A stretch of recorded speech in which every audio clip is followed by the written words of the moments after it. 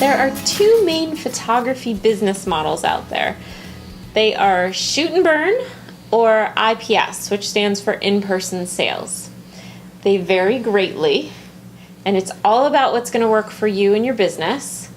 But we will say we both do in-person sales, and we have found that it is a fantastic way to raise your level of service to your customers and also make a nice income.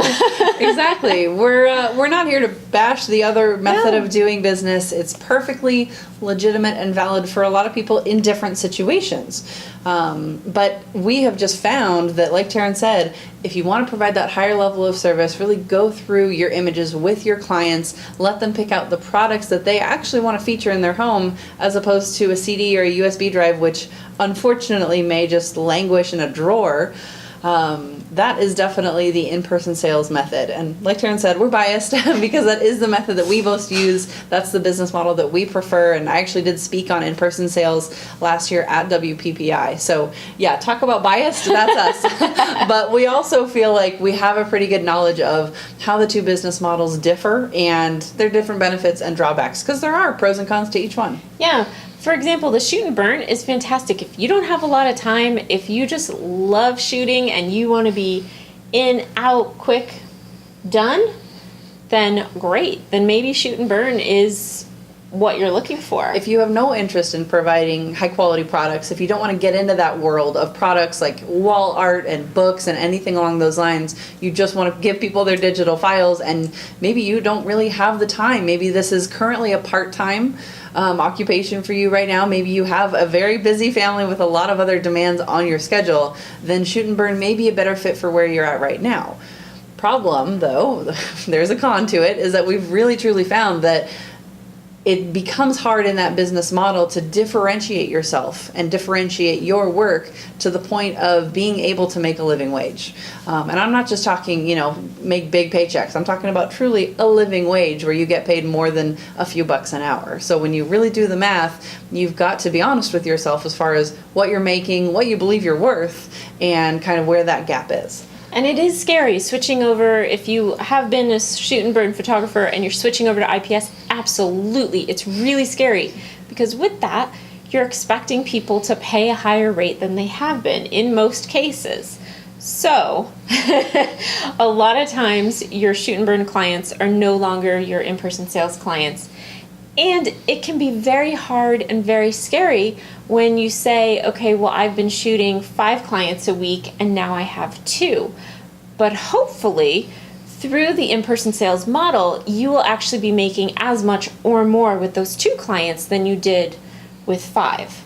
Absolutely. And that in-person sales model can take a bunch of different forms too. This is also a very free-form part of the business model. Maybe you'll meet clients out at a coffee shop to show them their images and pick products. Maybe you'll meet them in their home. Maybe they'll come to your studio. Maybe they'll come to your house. We each have different types of locations that our clients come and visit us at and pick out their photos.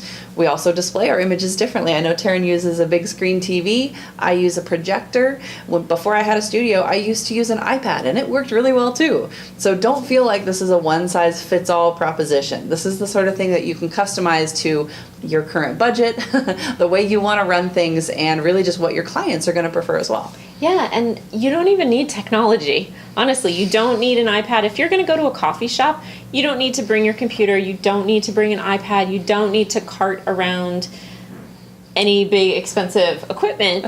You can do something as simple as 4x6 prints or 5x7 prints. Granted, it's a little bit harder for people to imagine them really big, but it is a fantastic way to let people go through them and sort them a bit easier. One thing with in-person sales is that you are going to need the samples. So it is an investment up front to get those sample pieces, but it's worth it. And you have to show what you want to sell. So we both want to sell wall art. So we have a lot of larger pieces, canvases, metal prints, things like that. We have our sample albums. That's how we feel that we can serve our clients the best. And honestly, it's the big question. How can you serve your clients in the best way possible? If that is taking their photo and giving them a disc, that's fine. That's completely fine. We are not here to tell you to do it one way or the other. We're just telling you what works for us, and that's in-person sales. So run the numbers. Be honest with yourself. Don't look at your comfort zone. Look at what's really going to make the most money, what's going to make the most sense for you and your business. And I think you're going to find clients that gravitate toward both ends of the spectrum. I don't think there's a shortage out there of clients in either way. Yeah. So you're going to find the people that resonate with you. Maybe it takes a little bit more marketing and a little bit more effort on the in-person sales side. But I tell you what, when you've got a client sitting there right there in front of you and they are crying, tears streaming down their face because they love their images, oh my gosh, there's no substitute for that. There's no online gallery that could give me that same kind of fulfillment. There's no disc I could hand over that even compares to that feeling. So definitely take a look at what makes the most sense. And even if it's a slow progression, like Taryn said, investing in samples, that doesn't all have to be done in one fell swoop. No. You can take your time, you can offer a limited number of products at first, and then expand when your budget allows for it. So take things at your own pace, and again, just don't feel like one size has to fit all. Yeah, and you don't have to offer every product imaginable. Pick 3 to start. Pick 3 that you love, that you think that you can do a good job at selling, because if you love it, they'll love it. And in-person sales does not have to be like a used car lot. Keep in mind, we don't do any sort of hard sell tactics on our clients. We use the power of suggestion. We give clients options. We show them what their photos would look like up on their walls with photos of their walls. And there are different softwares that you can use out there, such as ProSelect, such as Lightroom, that you can use to really feature your images and show them how they would look. But there's all kinds of different ways to kind of awaken the possibilities that a client may not have thought of before they come to you. But then again, you're the professional. This is the sort of thing that you should know and that you should have ready to suggest and know about. And it shouldn't be the client's job to come up with all the ideas and all the options if this is a service that you're going to offer. Yeah, and if you guys want to see how we run our in-person sales session, we do have videos on that.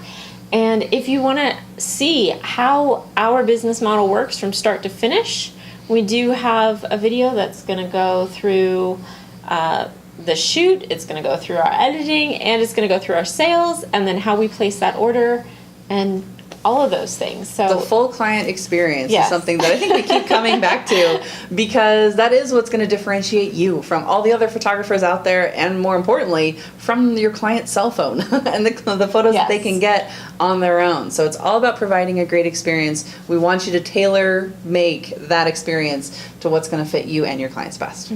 And there's no right or wrong answer, so just think about it, figure it out, and start planning.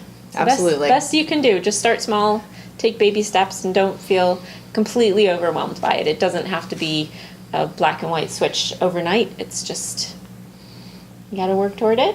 Work toward whatever is going to fit you the best.